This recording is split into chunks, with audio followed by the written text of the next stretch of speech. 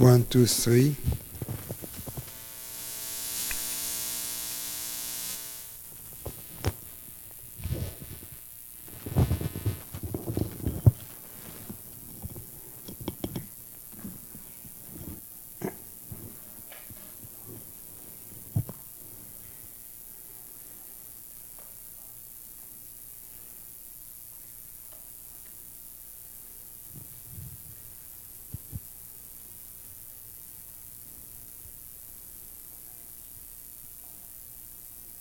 Hi, Francis. Can you speak to whether there's any influence or benefit of trying to increase Shakti or raise the Kundalini as it applies to awakening?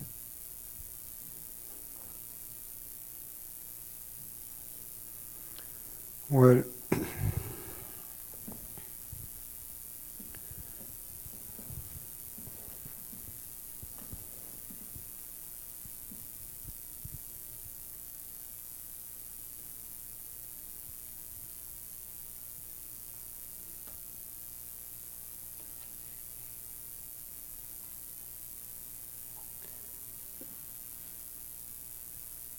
we should first define what we mean by Shakti or Kundalini.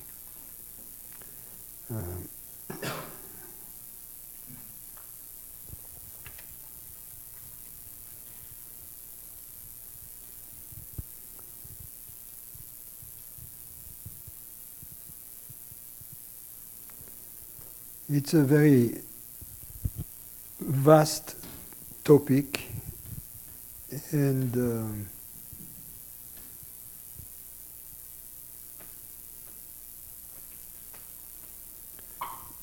real question is, and that's a question you're asking, is dealing with Kundalini or Shakti or whatever necessary for happiness? The answer is no.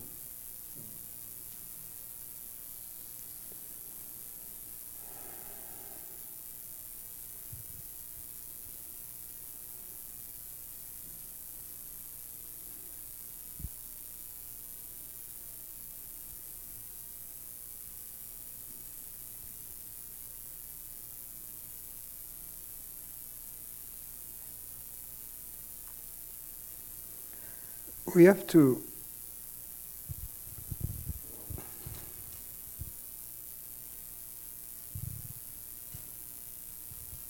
understand how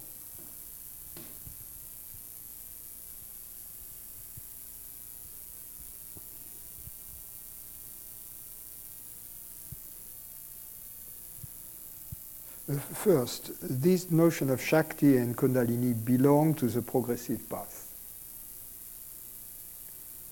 which is not the path we are really interested in here.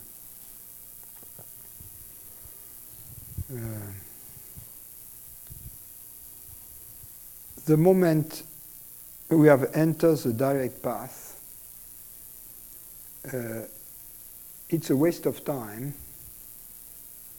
to go back to the progressive path.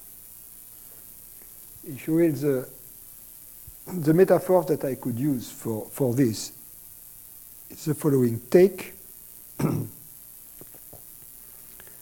airplane approaching an airport.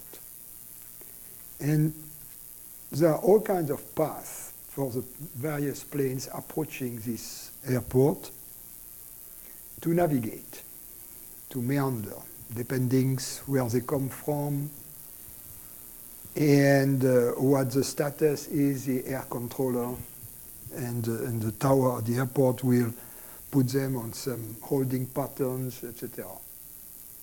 But there is one segment of navigation that they all have in common, which is the final approach, when they line up with the runway, right? And then they have to do that.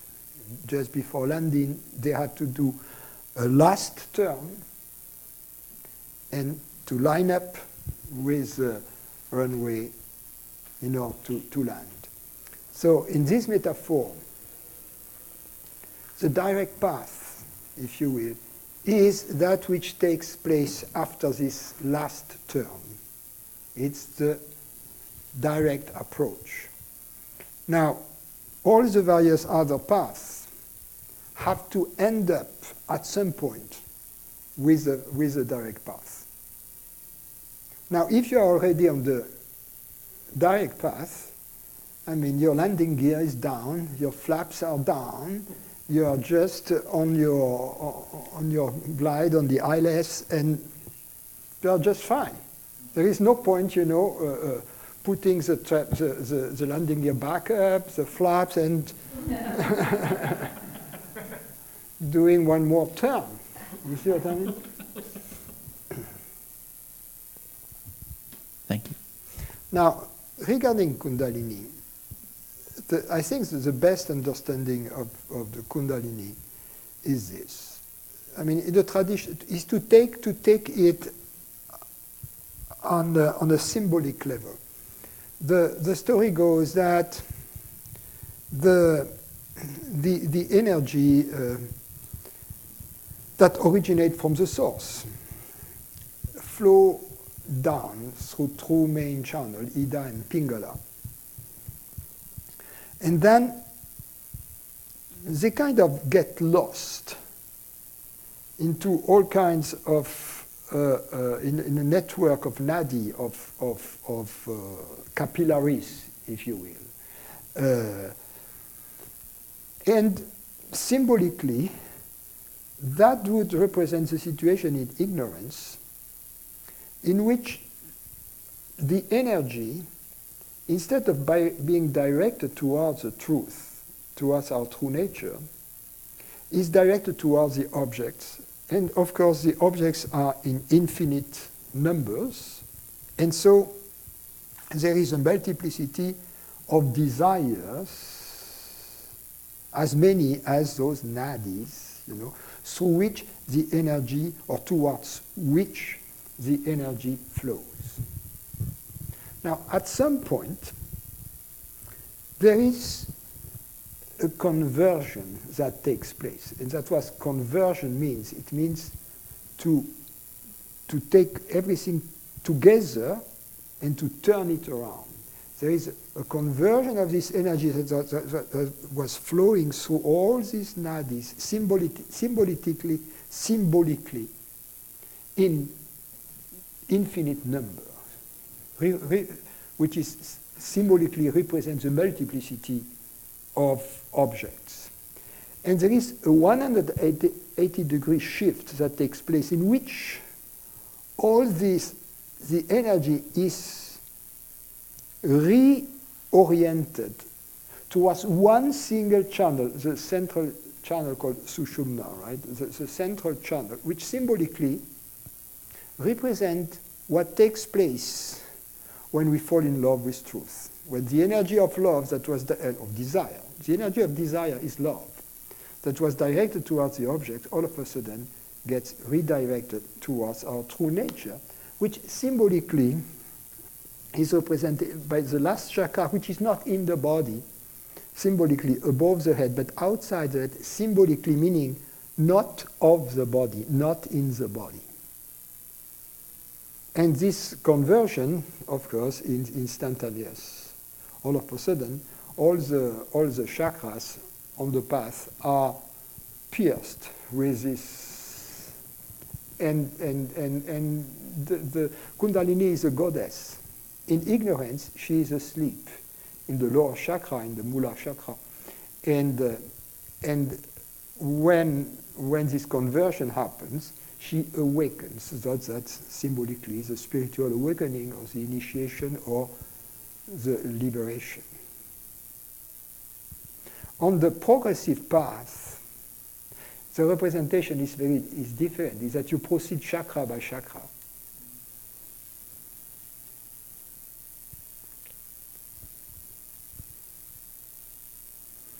So it has very little to do, in fact, with the spine, with the physical body. It's just an analogy, a symbolic analogy.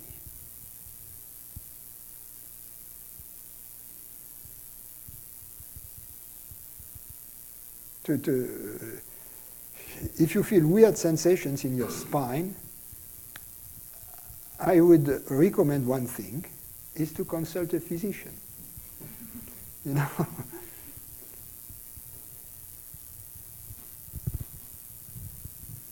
You may have a herniated disc or something like that. Or some problem in your brain.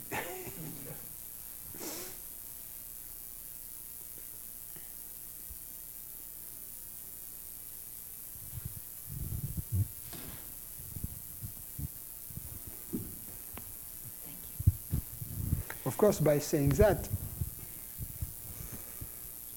it's not very commercial to say that, because I've lost a lot of customers. Potentially all the customers that are in this type of yoga just lost them. So fortunately, we don't put that everywhere.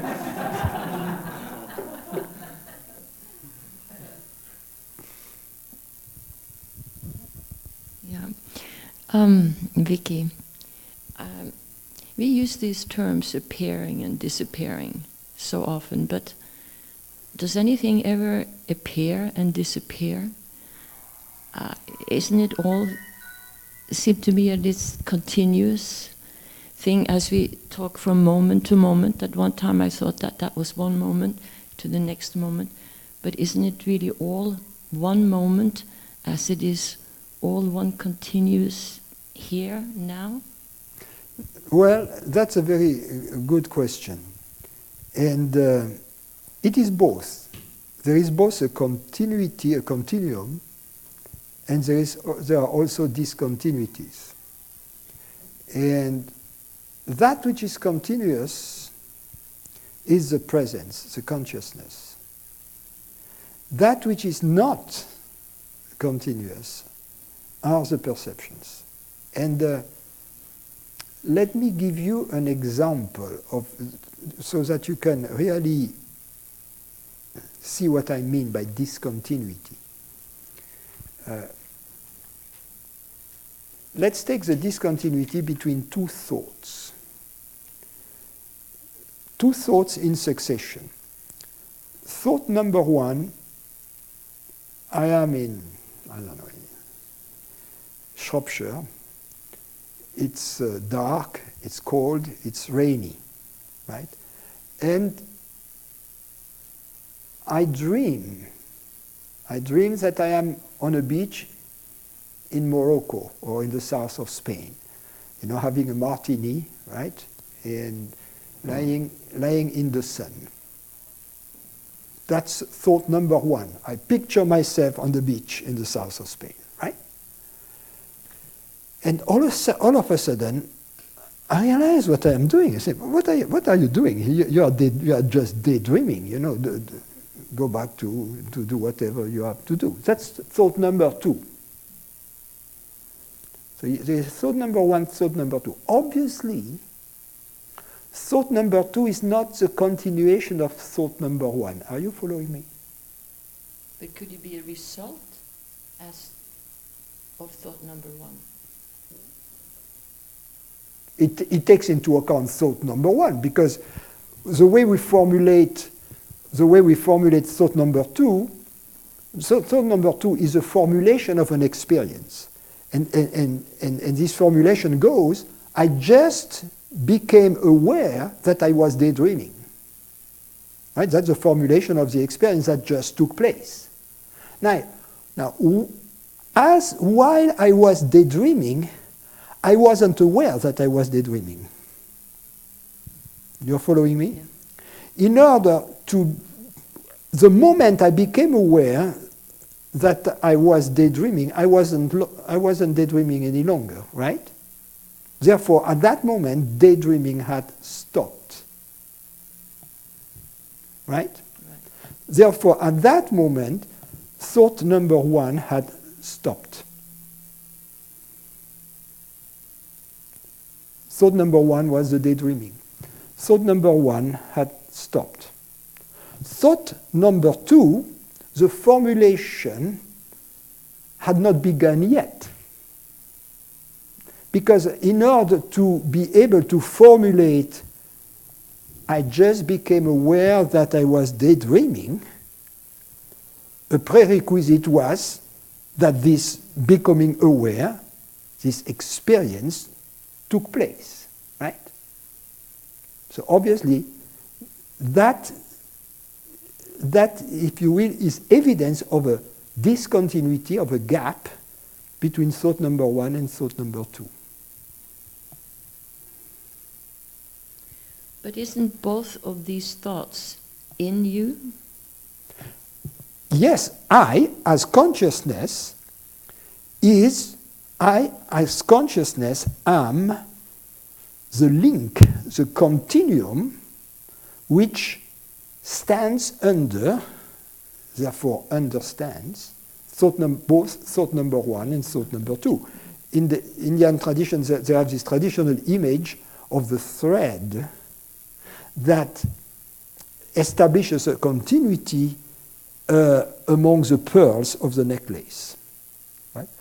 The pearls are discontinuous, but the continuity is established by the thread. So in this metaphor, the consciousness is the thread. The thoughts, the discontinuous thoughts, are the pearls.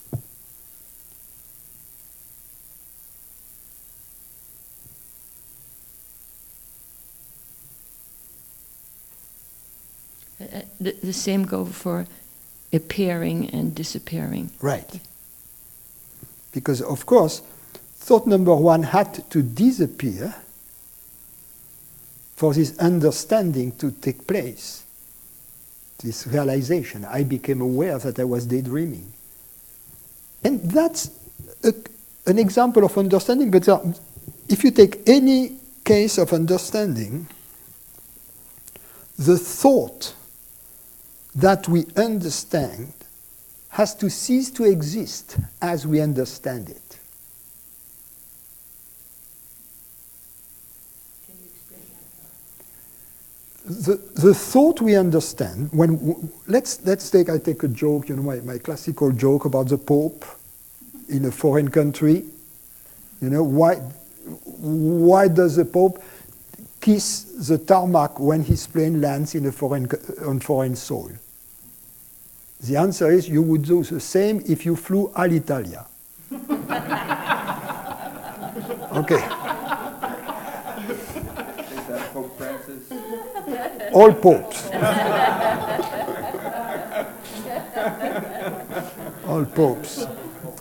And I'm not a pope, so I don't feel that I have to kiss the tarmac. So, you see, in order to understand the joke,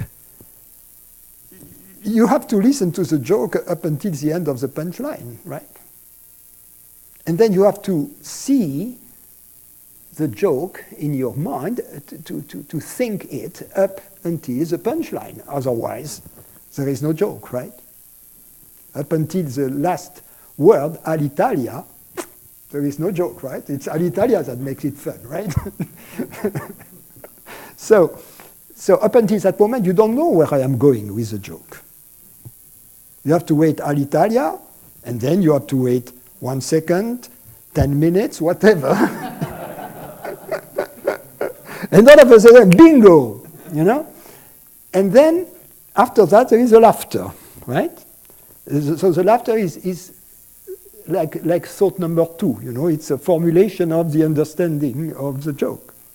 So you have the joke, which is a thought, you have the understanding of the joke, and you have the formulation of the understanding in different ways, which is another event. But they are clearly separate by this moment of understanding, which is not nothing.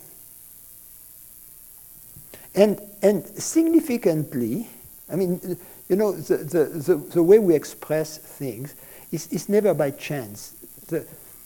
Why do we use the word understanding? To stand under. In other words, you have thought number one, thought number two, And their common substratum, that which stands under, is the consciousness, the intelligence, the understanding. So at the end of thought number one, I go to that which stands under. I stand under, I understand, and then I go back. I formulate my understanding.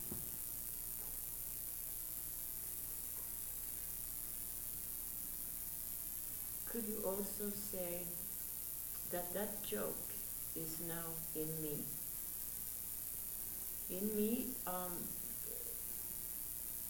not consciously, but if somebody would talk about the Italian airline, I may myself repeat this joke. In a sense, as we talk of the world being in me, the visual world that this form has experienced.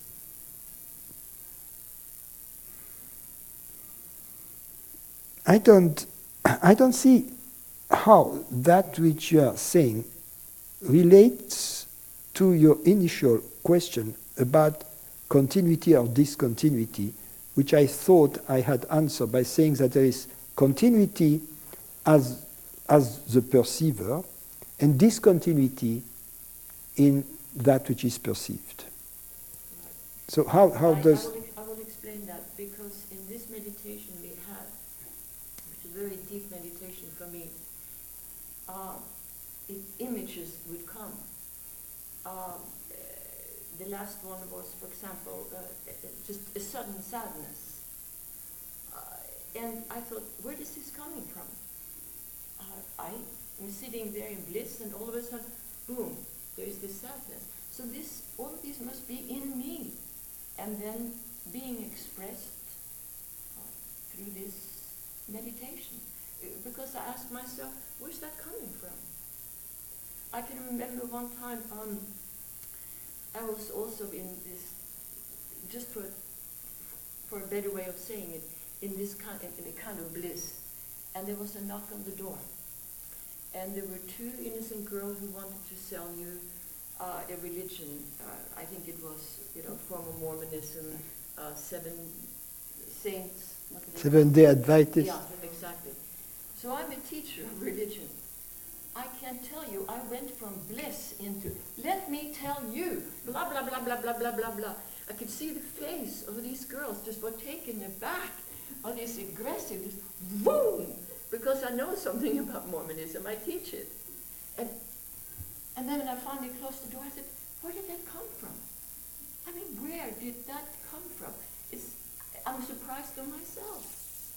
So I'm thinking that we are in this state, and there's a knock on the door, and all of a sudden you present another face, something that you don't even know you have. I can't explain it otherwise. And then I would thought, even though you explained it, that there is between these two thoughts, that if it is in me, isn't it then in a sense always continuous, always available? It may have apparently stopped, but somehow it is in me to come out at any one time. But when you say it's in me,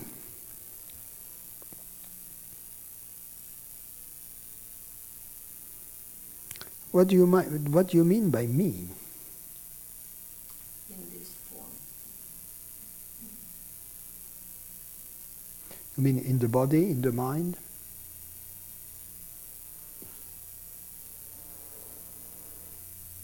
You got me there. You see, okay, you can say, okay, it's stored somewhere in the body, perhaps, and then it comes out when triggered. But then the question is, what is it that triggers it? If we say that memories are stored, that's one thing. But what is it that triggers them out of oblivion if they are stored in matter? And besides, what is the connection between matter and mind? You see, because the two worlds, the worlds of physicality that we perceive through the senses, and the subtle world of thoughts and private feelings, etc., they don't intersect. Yes, by which I mean we never saw a thought hopping in a room.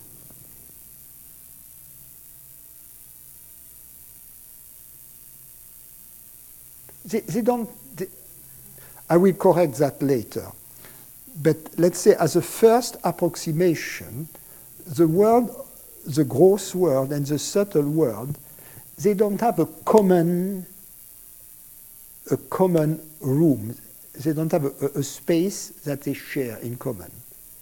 A space in which which could host simultaneously physical objects and subtle objects. Are you following me? Yeah. So these two worlds, they seem to be parallel, you see, in two different planes, but never intersect. That's what I expressed by saying we never saw a thought hopping around in physical space. That leads actually to the problem of philosophy known as the dualism problem. The dualism problem. The dualism problem. Dualism between mind and matter.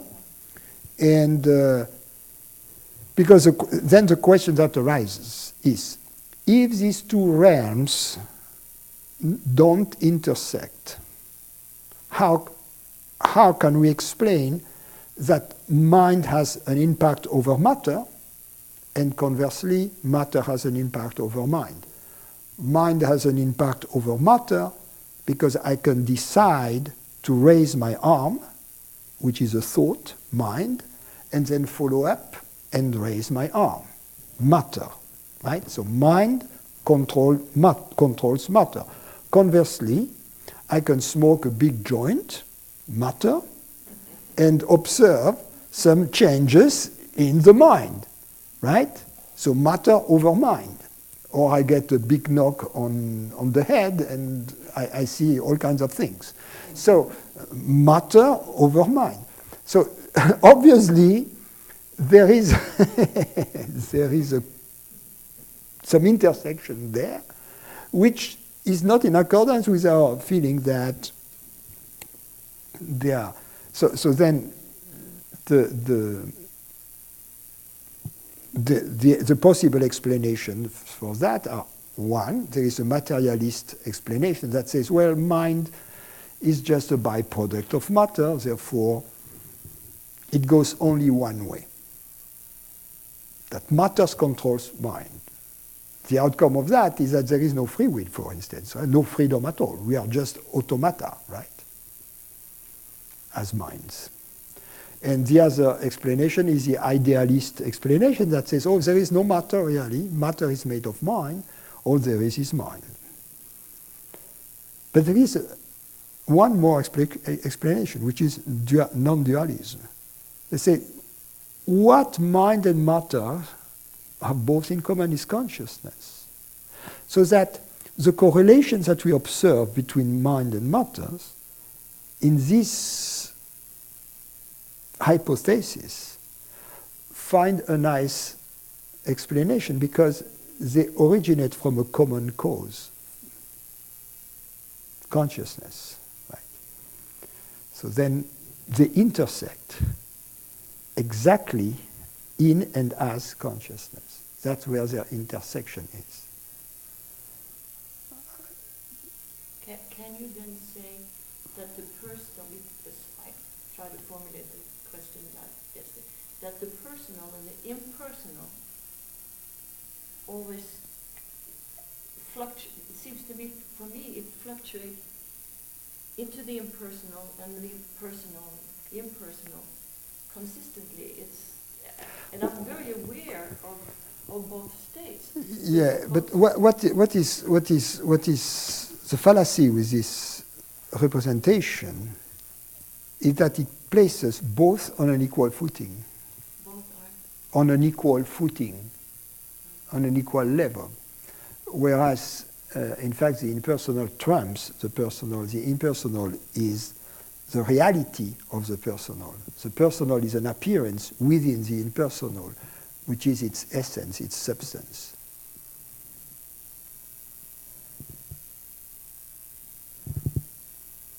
But going back then to this notion of it is in me, it is stored in me. When a thought comes to us in the mind, it doesn't come from a place. Are you following me? It just, what is it? A thought exists only for us, right? It doesn't exist for anybody else.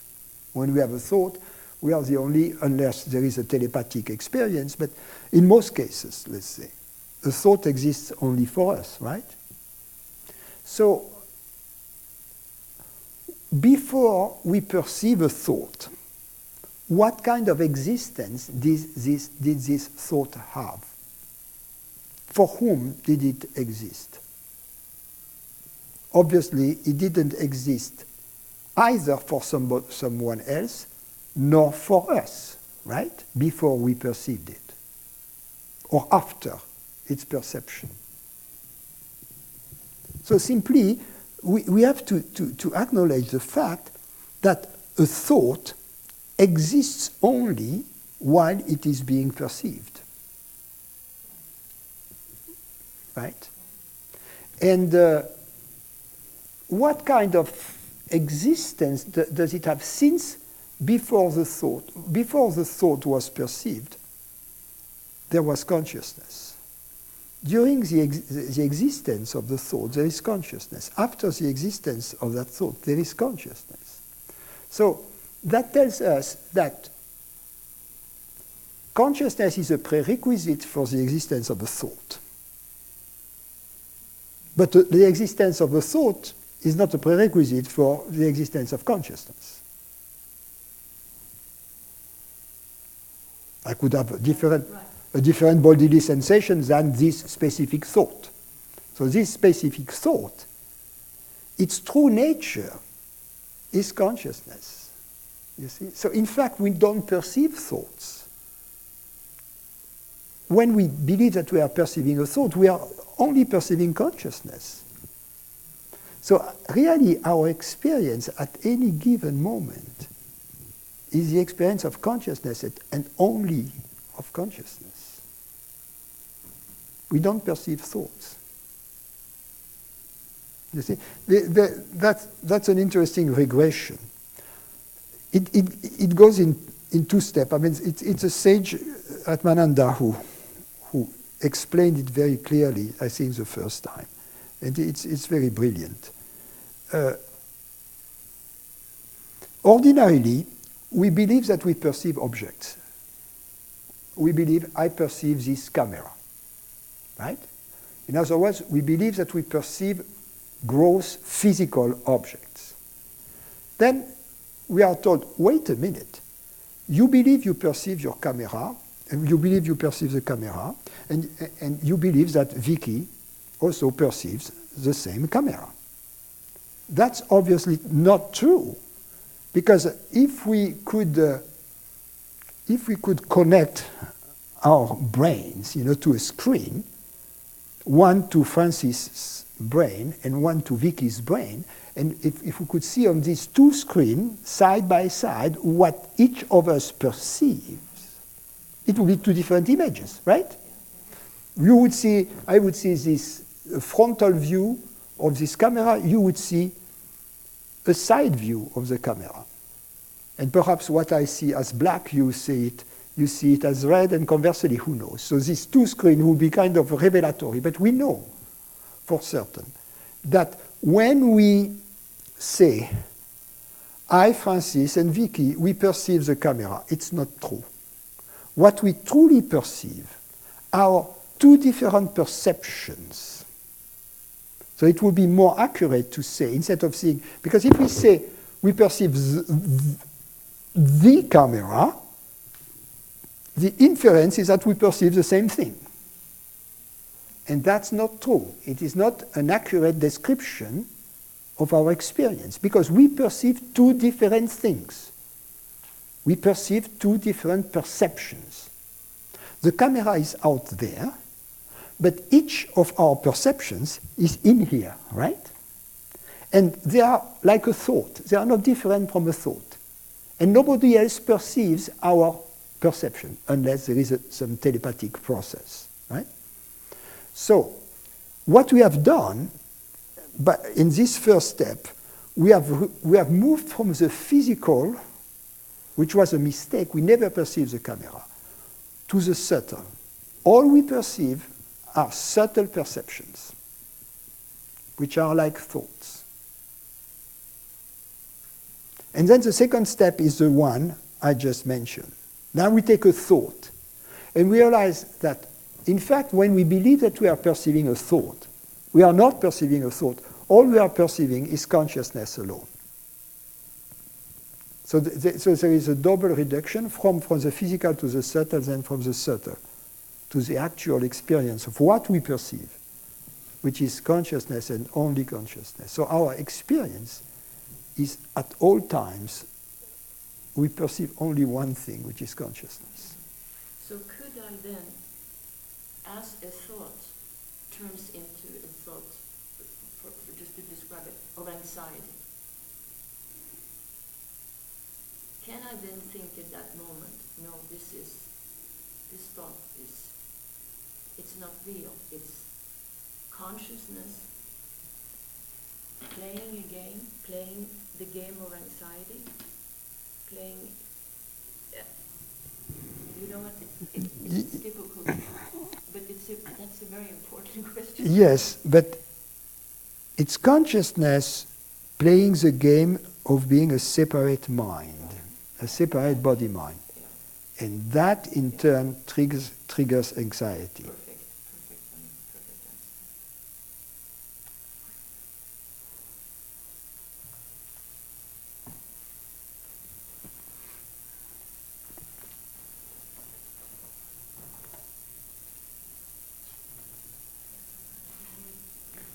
You are?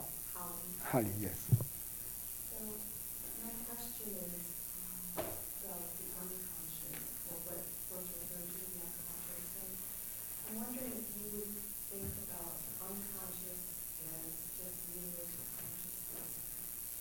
But I'm thinking about consciousness two ways. When we're awake, we have cognitions that we aren't aware of. So like subliminal stimuli get in, we process it, and we behave somewhere inside of our mind, we perceive it.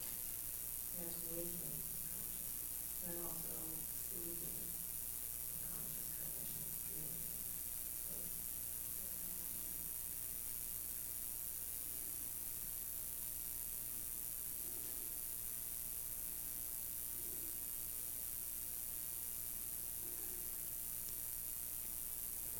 well, first I would try to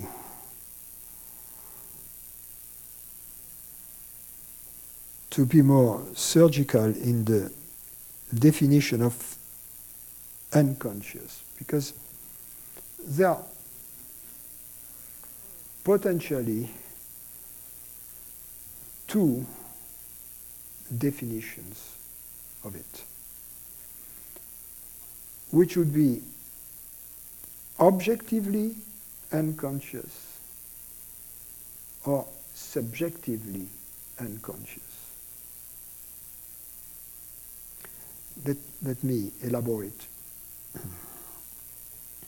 Let me give you an example of objectively unconscious. Right now, I am here upstate New York, right? And I am unconscious of what's going on in my home in Temecula, California, right? I'm not conscious of whatever is going on there. And that would be being objectively unconscious.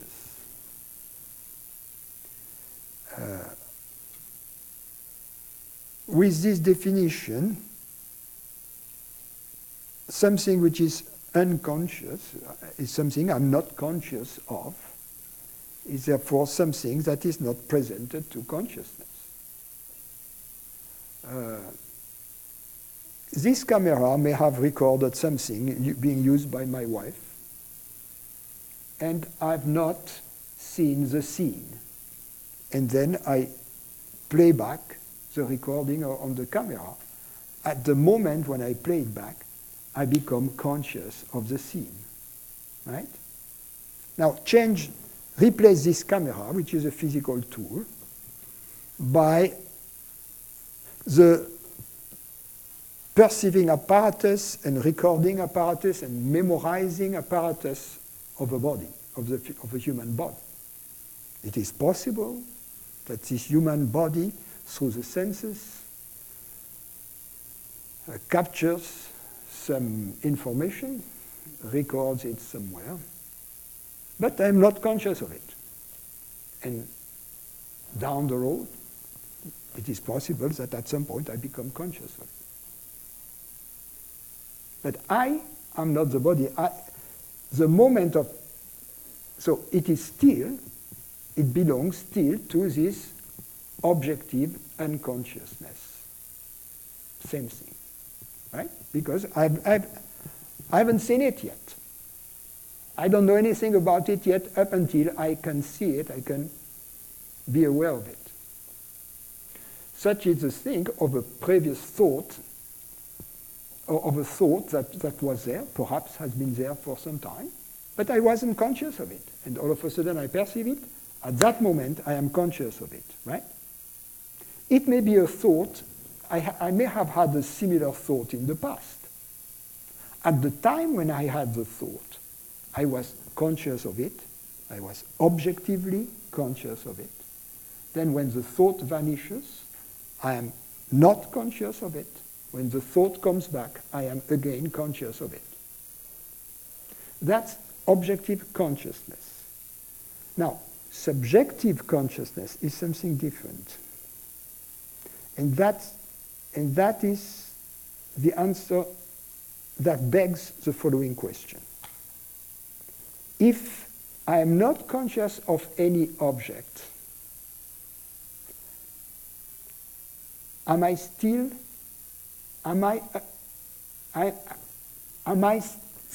unconscious? In other words, is there such a thing as consciousness without objects? Is there such an experience as consciousness without objects? And I began, so that's a big ticket item, and that's a big difference here between accepted psychological standards and what we are talking about here. And I began to answer this question positively during my answer about the interval, right? That which establishes a continuity between two perceptions, between two objective perceptions, is the presence is the consciousness of presence. So I make the assertion that there is a continuity of consciousness, and that therefore we are conscious not only in the presence of perceptions, but also between perceptions. So that consciousness is the continuum behind perception. Whereas, because psychology is a science, or I'm going to, again, lose a lot of friends here, because psychology claims to be a science,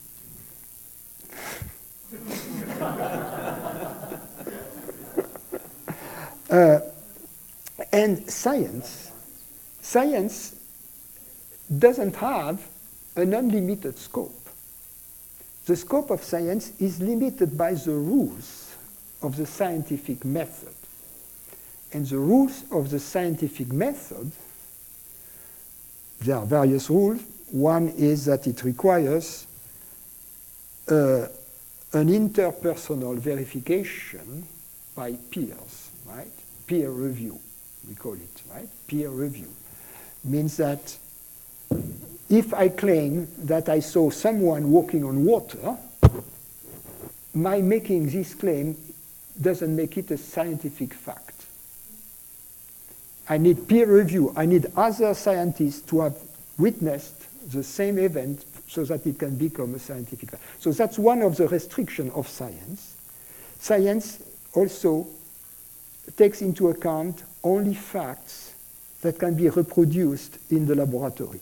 So a one-of-a-kind fact that never reproduces itself twice is excluded from the scope of science. And the third element, which is the most important and the one which I am addressing here, is that science takes into account only phenomena. A fact of experience, which is not a phenomenon, is not a scientific fact. For instance, the fact that we are conscious, which is obvious for each of us, strangely enough, is not a scientific fact. Because it's not phenomenal. It cannot be measured, cannot be observed phenomenally. And that's where the divergence exists between psychology as a science, having a limited scope that doesn't acknowledge an experience which is non-phenomenal, such as the experience of consciousness. Of course, having excluded it a priori from the scope of psychology, you end up, of course, not finding it and claiming it doesn't exist. Why? Because you have excluded it in the outset. So that is the second aspect of unconscious. So my claim is we are never unconscious. Subjectively, we are never unconscious. As consciousness, we are never unconscious.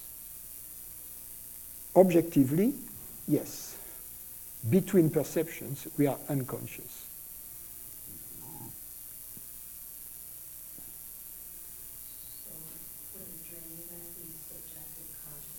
No, in the definition, all the elements of the dream are objective. They are phenomena, they appear. My definition of subjectivity is not,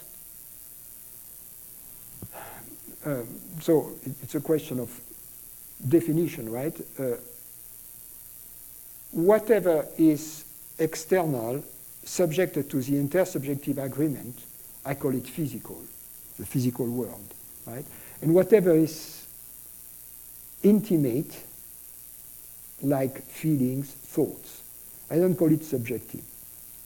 I call it subtle, right? That's a subtle realm. You have the subtle realm, the realm of thoughts, perceptions that you don't share with anybody unless there is telepathy or some exceptional event. But in the normal case, it's intimate, personal. And the rest, you share it through intersubjective agreement. We agree, you and I, that there is a camera out there. Therefore, since we agree, it's part of the physical world. So that's gross, physical, subtle, different from object-subject. Subject, that which perceives. Object, that which is being perceived. So it's a different definition here. You see, often what is meant by subjective, or what is understood by subjective, is what I define as subtle. So yes, so we needed to be precise when we use words. Such as unconscious. So having defined it in this way, can you see what you were driving at? I'm really thinking about something different, and that is experiment in psychology to show that something's too good to be perceived. I don't know, I've seen a word because it's got a millisecond. But my brain processes it, Yeah. and then other behavior shows Yeah. That's referred to as unconscious property. Yeah, but what was influenced by it was not me. That which was influenced by it is the body-mind entity. I, as consciousness, am influenced, in fact, by nothing. But if I am influenced by anything, it would be by something I perceive. I cannot be influenced by something I don't perceive as consciousness.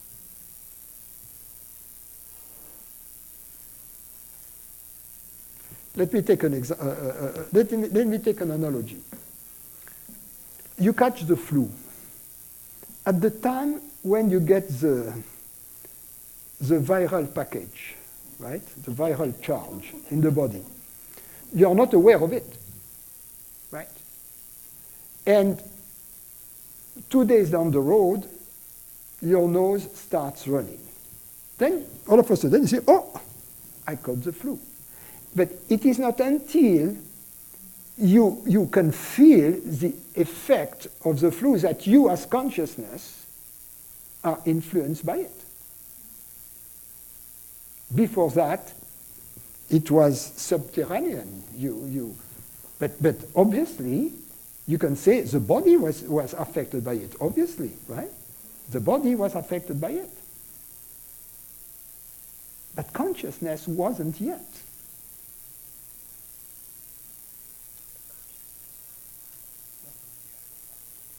Assuming, and again, assuming that consciousness is ever affected but by anything it perceives, but because that's the second part of the question. My contention is that consciousness is never affected by whatever perception appears within it, just as a mirror is not affected by the reflections that appear within the mirror.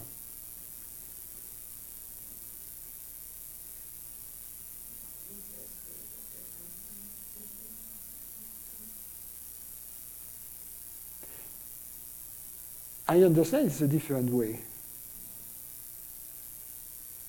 I've been brought up as a scientist. I can understand your way. I can reformulate in your way easily. The question is, which way matches the most closely your experience? Your way or my way? That's the interesting question.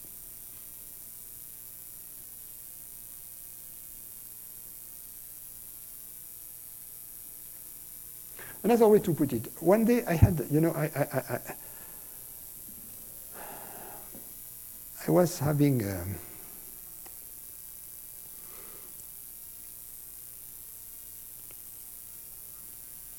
I was having dinner with a famous physicist, and we were seated near each other. It was Christmas Eve. And he knew I had some education in this, or some in this field, so we started talking a little bit business. And then, at some point, I asked him the following question. In physics, it is clear that we cannot measure or observe a phenomenon with a precision greater than the precision of the observing apparatus. If I try to measure a length using my hands like this, and if using my hand like this, I try to measure the size of a bacteria, it's not going to work, right?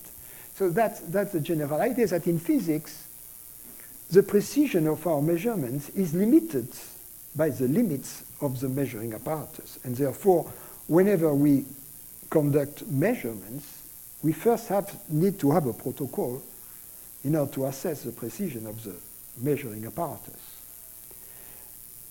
And then, so I didn't explain that to him. He knew it much better than me. But then I asked him, given the fact that everything we know, with no exception, we know it through consciousness, which is, in a sense, our ultimate measuring apparatus. And given the fact that we know almost nothing about consciousness, how can we be certain of anything? So then, he's a nice man, you know, he's very,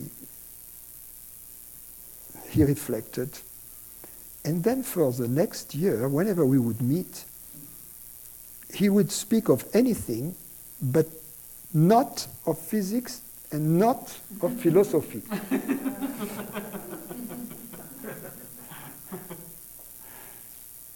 And then, 10 years later,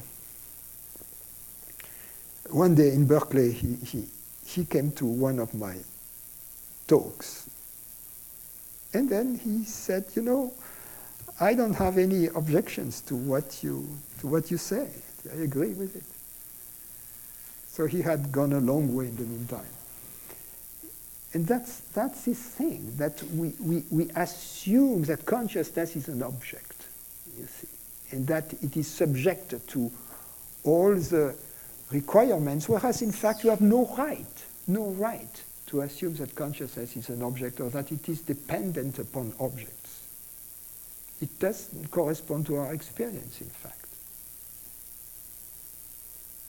In fact, our experience is that everything we perceive is dependent upon consciousness. Our perception of it is dependent upon consciousness. So that we can never make the opposite claim, that consciousness is dependent upon any objects we perceive, such as a body, a mind, a brain. Never. We can, talking in scientific terms, we cannot even imagine a thought experiment that could tell us anything about consciousness and in particular answer this question, whether consciousness is dependent upon objects or not, upon physical objects or not. We cannot. Let's assume that technology has reached an extraordinary level of development, that I can put electrodes in the brain and watch on a screen whatever is going on in this brain as images, etc. I hear what is going on in this brain as thoughts, etc. Imagine anything you want as technological projects. The sky is the limit. Even in this context, we cannot imagine an experiment that could make the decision, help us decide as to whether consciousness is dependent upon physical stuff or not, even in this context.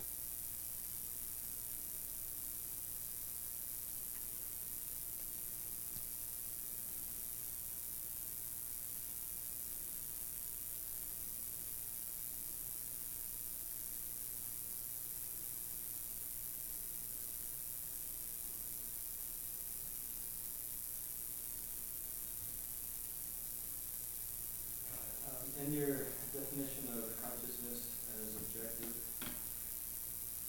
you said that... As objective? Or objective unconscious? Objectively unconscious, meaning I'm not objectively I'm objectively unconscious of whatever is going on in the cafe right now. So, by that definition,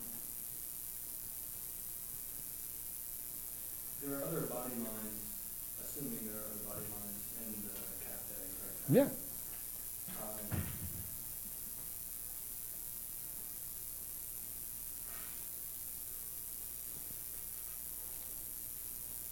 Can we somehow know what's going on in the cafe as universal consciousness? Yes. Universal consciousness knows, but forgets. Instantaneously, simultaneously knows and forgets. And this knowing and forgetting is something extraordinary, and it seems impossible. You know, when I make the statement that we can know and forget at the same time, it seems preposterous. How is it possible to know and forget? But that's what we do every night as we dream. In other words, since we create the dream, we know it. But we forget it. That's why we get surprised in the dream. All of a sudden, somebody opens the door, you know, and we are afraid. You know, somebody opens the door with 2 guns, you know, and we are afraid. But is it this person opening the door with a gun? It's our own creation. And it's not that we have created it in the past. We are creating it in this very moment, right? So at the same time, we know it and we forget it.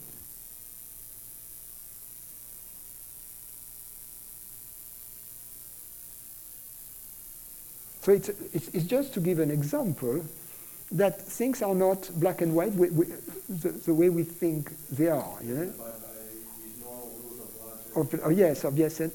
Yes and no. So it's a different topology, if you will. It's a different context in which we know and we don't know at the same time. We know and we forget.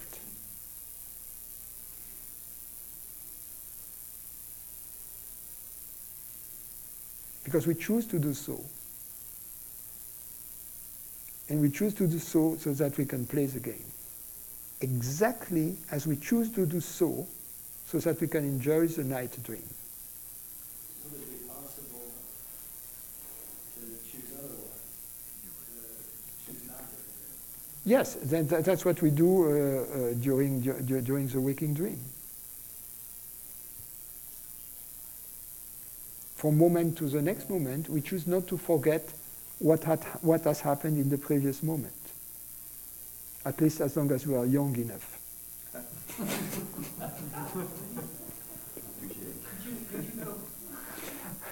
Could you say in the dream, what are we forgetting and what are we, I just missed that. In the dream, Yeah. you have these dreams that someone all of a sudden opens the door with 2 guns, Right. you know, threatening you and asking for your wallet, right? And you are afraid. Right. The fact that you are afraid shows that you are surprised, right? Right? But on the other hand, it's you who are creating the dream, right? Yeah. No? Yeah, but I mean, you don't know that. That's what you're forgetting, is what you're saying. In the moment itself, you are forgetting that you are creating the dreams. That's why you are surprised. Yeah, okay. So is it possible? It's very different. It's very different. Let's say you are just daydreaming and you are on that beach, right? And you are dreaming that the lady arrives with the martinis for you, right? And you are not surprised because somehow you are aware that you are creating it. You see what I mean? Mm-hmm. You say, ah, yeah. But then you are not going to enjoy the martini as much as you would in the dream.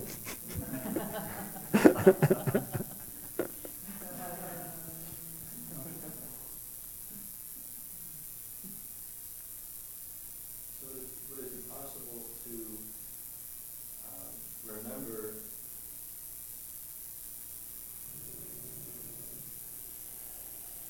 during the waking dream. But that's what I said. In time, the waking dream, we choose to remember. We choose to remember what happened 1 minute ago. But we choose not to remember what happened in the other mind. In other words, we have a selective memory that creates that we can remember across time, but we cannot remember across mind.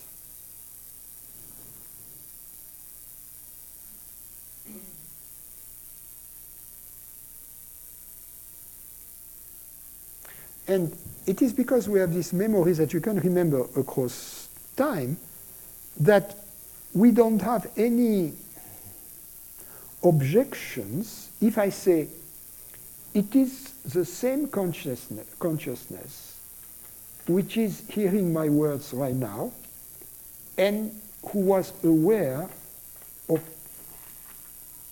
what you were eating during breakfast, right? Because you remember your breakfast, and so because of this objective memory of objects, of facts, it seems okay for you to make the statement, yes, it was the same consciousness that was aware then and that is aware now. But in fact, if you think about it, the objective elements of what you had for breakfast doesn't tell you anything about the consciousness that perceives them, right? Any more than the picture of the planets tell you anything about the astronomer. So since the objective elements of breakfast don't tell you anything about the consciousness that was aware then, it follows that they cannot tell you that it was the same consciousness that was aware then and which is aware now. Because it doesn't tell you anything about consciousness. The only thing that tells you anything about consciousness is consciousness alone.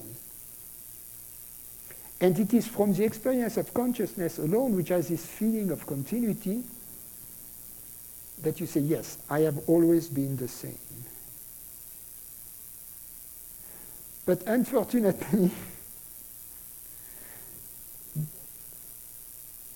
we don't grant the same continuity to consciousness across mind that we grant across time.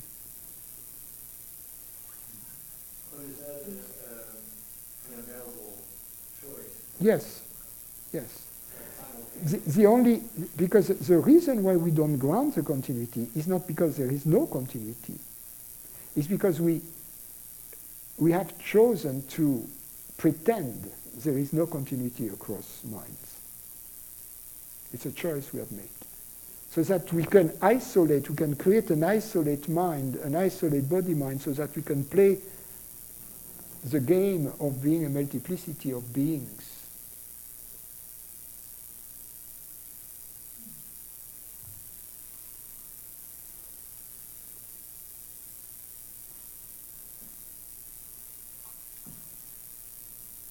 We as consciousness, of course, not we as individual, we as consciousness, we have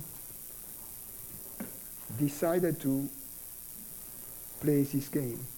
And the first element towards playing the game is to create the set. And the set is this universe, and the set is also this body-mind with its specific memory. That's called Maya. That's the first step in the creation. That's Maya. It's not yet ignorance. Ignorance comes in the moment consciousness identifies with one of the objects of Maya, this body-mind. So there is a distinction to be made between Maya and ignorance. Ignorance is called avidya in Sanskrit. Maya and avidya are not the same. The first step is Maya, the creation of the universe, the creation of separate individual body-mind through this convenient forgetting of that consciousness spans across minds, still allowing for it to span across time in one single individual through selective memory, right? And so that's the setup for the comedy. It's a set, right, for the comedy to take place, for the play to take place. And then you have the identification of consciousness with this body-mind. That's ignorance.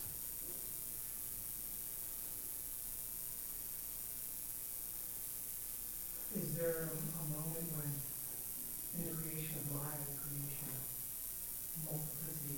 of body mind?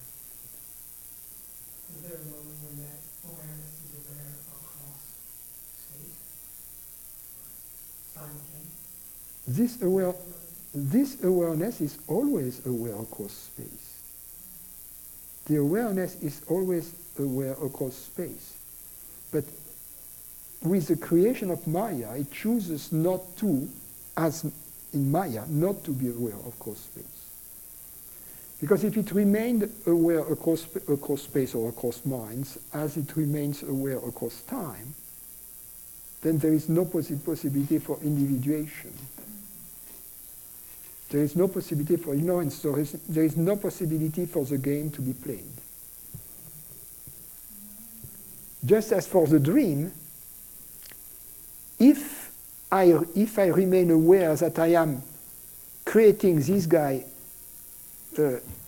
all of a sudden opening the door violently with the guns, there is no room for me to be surprised, to enjoy the surprise, to enjoy the drama.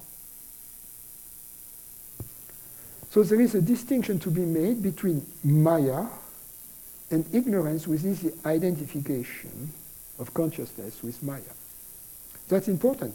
For instance, there are all kinds of misunderstandings about this. As long as the sage is the human person of the sage exists in human form, this human form is subjected to Maya. But the moment liberation takes place, it is no longer subjected to avidya, to ignorance. There is a distinction. You see? And to understand this distinction, I mean, I use this metaphor, this image. Imagine a father and his child attending the show of the magician. And the magician is cutting the lady in two pieces. The lady is in the box, and the magician with a big saw is cutting the lady in two pieces. And the kid is there, and his dad calls the cops. Calls the cops. He's killing the lady. And the dad is laughing. Why? It is not because they see two different things.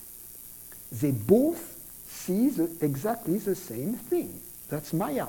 They are both subjected to Maya. Maya is created by the magician. Maya is the box, the saw, the lady, the mirrors, whatever. They both see exactly the same thing. The child is afraid, the dad laughs. Why? Because the only difference is that the dad knows that it is the trick of the magician. Why? Because the dad has been behind the scenes, knows the magician, knows it's a trick. You see? So that's the difference between ignorance and the absence thereof.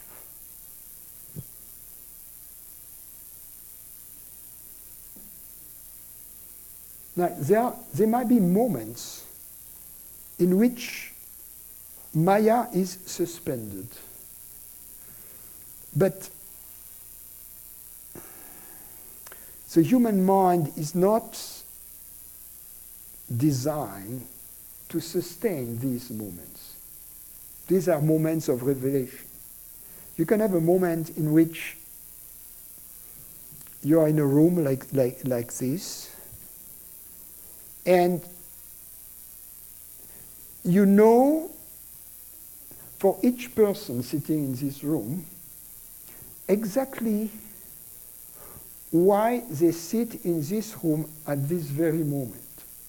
You know all the past that has taken them there. You know also what they are going to do in the next moment. You know, because this lady is going to do this, to scratch her head, and yes, the lady scratches her head. So there might be exceptional moments when you have access to, let's put it that, God's mind. So these are moments when Maya is but suspended or something like that. But in the human form, they cannot last. They are not sustainable. These are revelatory of presence, of course, if they are properly understood. But in most cases, the standard rule is that all human forms are subjected to Maya, but not necessarily to ignorance.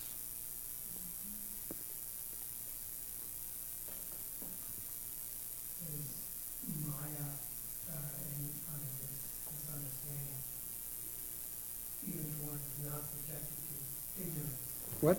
Even to one who is not subject to ignorance, he says you're still subject to Maya. Yeah. In other words, Is Maya in that case, would that be considered a remainder on some subtle level? A remainder of I? no. On some level it is extinguished? No. Maya has nothing to do with I. Maya has, you misunderstood. Ignorance is the identification of I with an object. And what is the Maya creation? What you described as Maya's creation sounds individual? Maya is the experience of apparent diversity.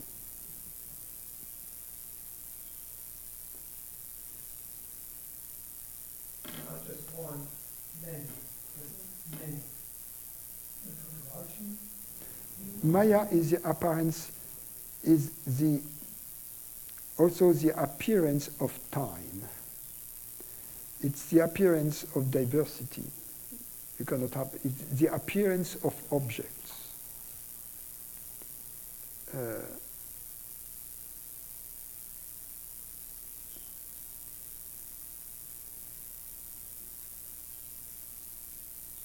Of qualities. Maya is the appearance of personal memory, of a personal past, personal being personal to a specific body mind. You can ask a sage, and the sage will remember scenes of his childhood. You know, that's Maya. How is that not I? Just that. It sounds like a remainder of I. No, I is the perceiver of that.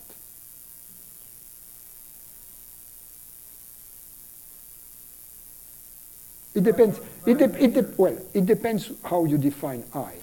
But when I say remainder, I mean one among. it depends. It depends on how you define I.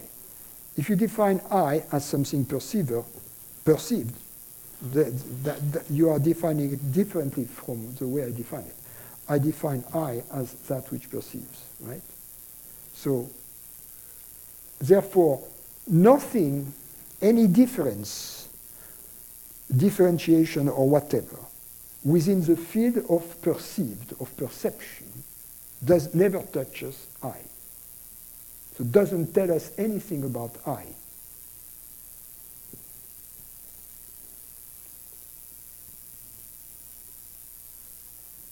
So ignorance is the identification of this I, which is out of the field, so to speak, with an element of the field. The appearance of the field in I is Maya, or the field of diversity.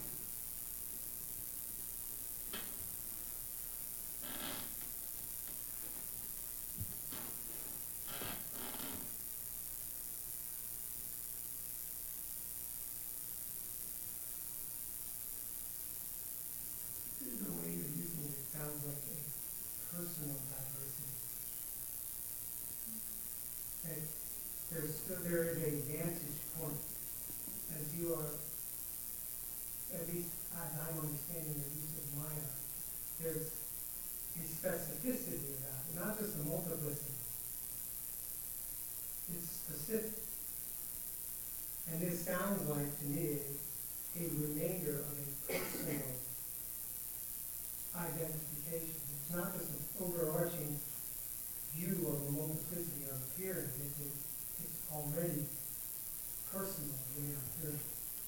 Well, that which is perceived is personal. That doesn't make that which perceives personal. No, but that's very important. In other words, it depends. If you identify with that which is perceived, it's personal, of course. But that which perceives is not. So that's why there is the appearance of personalities or of diversity of minds, yes. That's why I say, you ask a sage about his past, he will answer the question about his past. You ask a Buddha about his past, the Buddha will tell his story about his past, that he was the king of a son, a prince, and that he experienced suffering, that he was suffering was hidden, he was protected from suffering, then he experienced. The Buddha tells all of these stories. Does it mean he's not enlightened? No. It means he has personal memories, but he's not identifying with them any longer.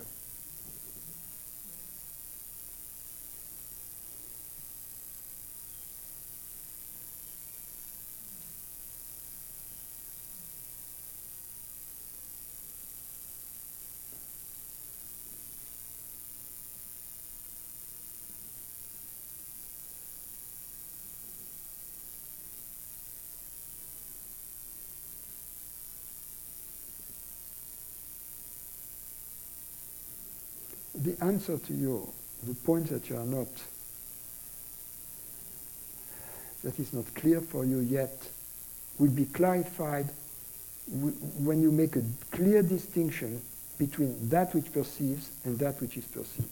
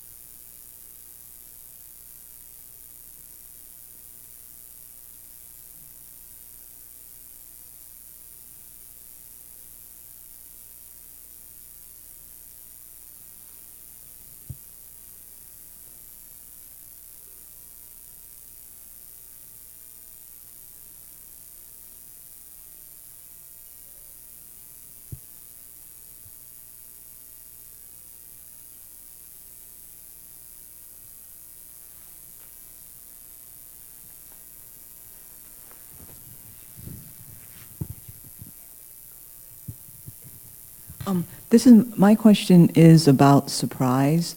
When I work with very young children who are delayed, they are so surprised by what I do, like peekaboo or any game.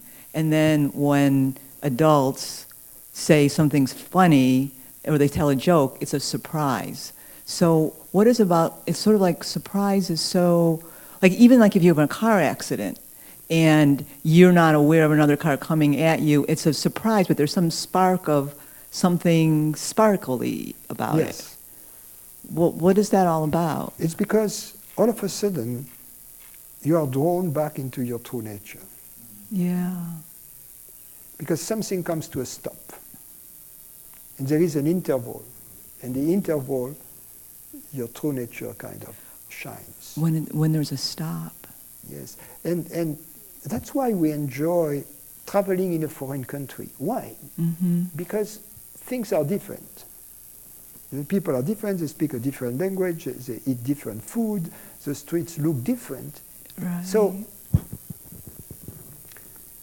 that makes us acutely aware of the impermanence of things. because everything has changed around us. Right. But by the same token, it reminds us of our changeless nature. So it kind of projects us back into the background of consciousness. Right. That's why we enjoy being surprised, especially when we are children. Mm-hmm. I mean, the joke, I remember one day I was young, and we had a terrible flooding, where I lived. A flood. A flood.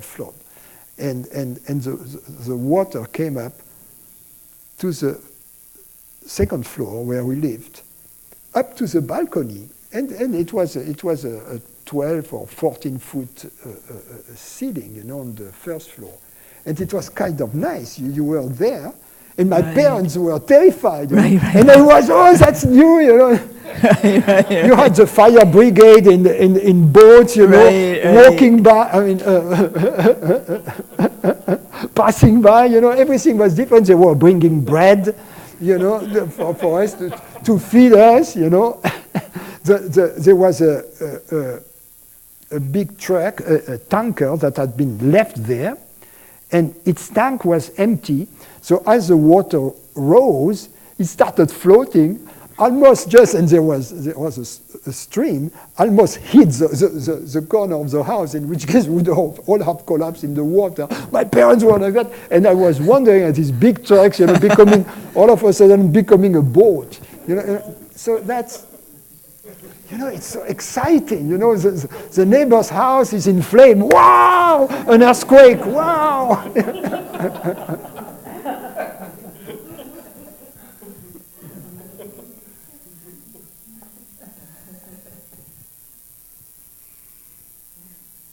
Everything new kind of projects us back into our true nature, and that's why we love the new, until we become a dull adult. Then we want the opposite. We want death. We want things never to change, be always the same. To wake up every morning at the same moment, to do exactly the same thing, the same ritual. I have the alarm clock at 7 o'clock. 7 to 5 past 7, I go pee, and 5 past 7 to 10 past 7, brush my teeth, wash my face, take my shower, have my breakfast, always the same thing. I mean, read all the newspaper, always the same bad news. Take the subway, always the same subway. Go to the office, see the same people, say the same thing, do the same thing.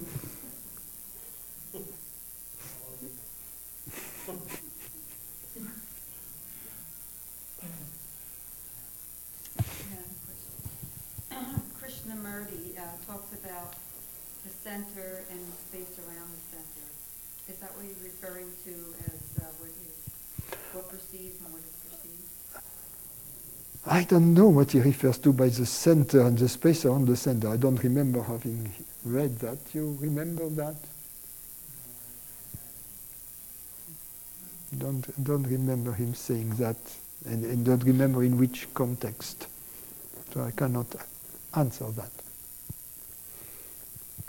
Francis, I think it was yesterday you said something like the goal of liberation is always met or attained, and I wondered how does that happen? I mean, are you talking about reincarnation? Are you talking about at the moment of death it always happens? I mean, it seems that there are very few people in the world who are even truth seekers, and that seems like a lot of people are suffering until the moment of death. Is it so? I'm just wondering what you meant by that.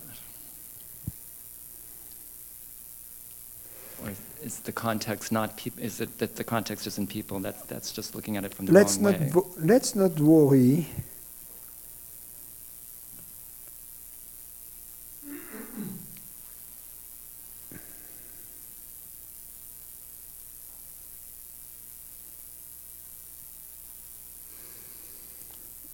The desire for liberation. It's not. I think it's Maharaj who said that once, and I can kind of like it. He said, the desire for liberation is the promise of liberation.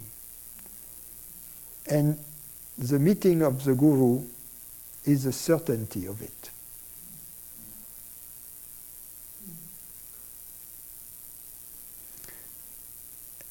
And I would add, let's not worry about those who don't desire it.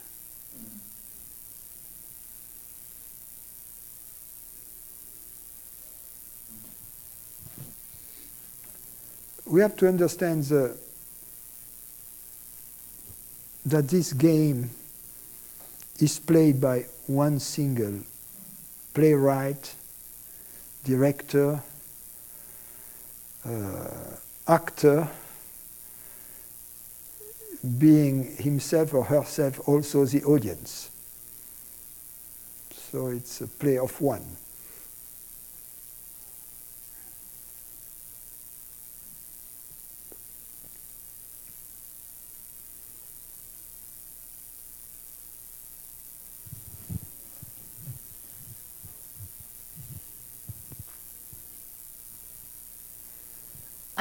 It's more of a maybe a technical question, but during the meditation this morning when we were visualizing, you had us imagine a cocoon of peace. And I was wondering, because maybe you could help me with my visualization, the luminous being that we are, when you said the cocoon, it felt like it limited. There was a limit there, and yet in some descriptions I hear of this, 3 feet out, or the light being. So help me out with that, because then as I was walking, it seemed like I was now experiencing.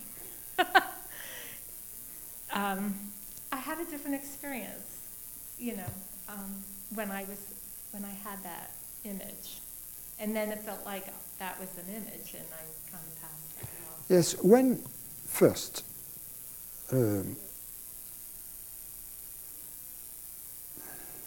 when we talk here in the afternoon during our dialogues, we use reason. So then we have to be consistent and logical, etc. What goes on in the morning is very different. Mm-hmm. It's more poetic in a sense, or we use visualization. And the way it works is the teacher describes somehow his state or states he has known in the past on his path. Mm-hmm. And so that and upon hearing that, it starts often with a visualization. The words being heard triggered images. But that's not enough. Then from the images, which are visual, we move to the senses, sensing.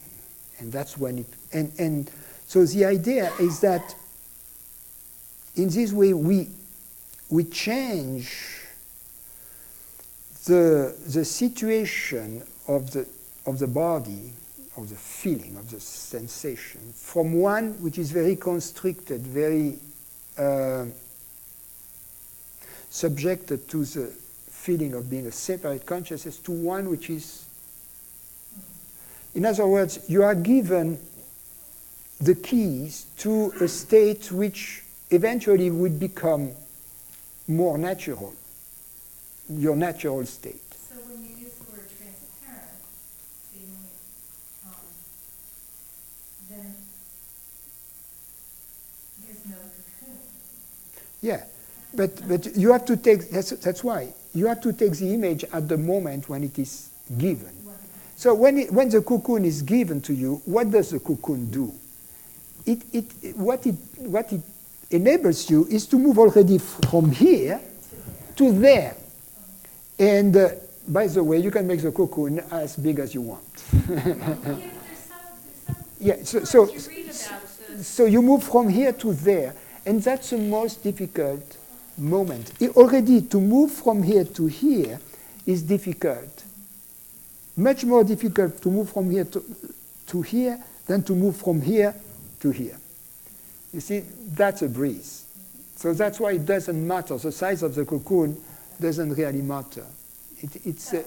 What is important is to disentangle oneself from this physical limited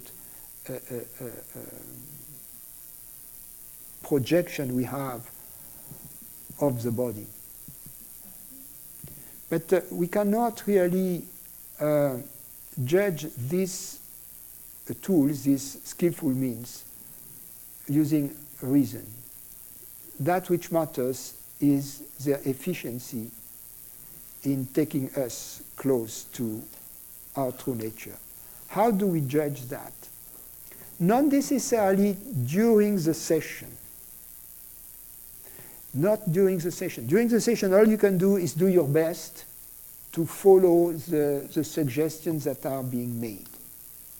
Sometimes during the session, you will actually experience an elated state or whatever. You will get some deep experience. But in most cases, you will be kind of toiling during the thing. But then what is interesting is what happens between the session. You are at the cafe or you are walking, and after a few days of doing that, you may notice a change. You may notice, for instance, a change in the way you relate to nature, the way you relate to yourself, the way you relate to the friends here. You see, after a while, you may feel that things are easier, that there is an ease of being coming into the equation. So that's how you judge the outcome of these little exercises that we do in the morning. The image I could use for that, let's assume you want to learn how to sing. And you go to this voice teacher, and the voice teacher listens to you and says, oh, your voice is not placed correctly. Your resonator are not open. You see this spot here. Try to sing in the pot. Instead of singing in your throat or in your head, sing in the pot. So it doesn't mean anything to sing in the pot, but assume that your voice is in the pot. That doesn't mean anything, right? But you try to do, as it said, and the teacher is listening to your voice, you try to sing in the pot, and at some point she tells you, yes, now, here. That's it, you see. Then, from that moment on, you have experienced the correct resonance, the correct placement of your voice. The pot was just a tool, you see, that enables you to move away from your current constricted way of singing and to explore something else. It was a tool. Now you don't need the pot any longer, you see, because you have your internal sensations that you can trust. That's why the teacher is telling you, you see, now you're there, feel it, try to reproduce it, and from now on, sing that way instead of the previous way. So it's an analogy. You see, singing in the pot doesn't mean anything. But if it does it for you, who cares? As we say in France, who cares about the bottle, provided we get drunk?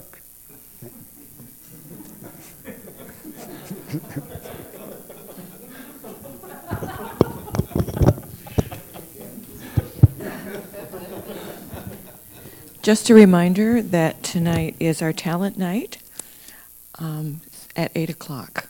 So you're all welcome to come.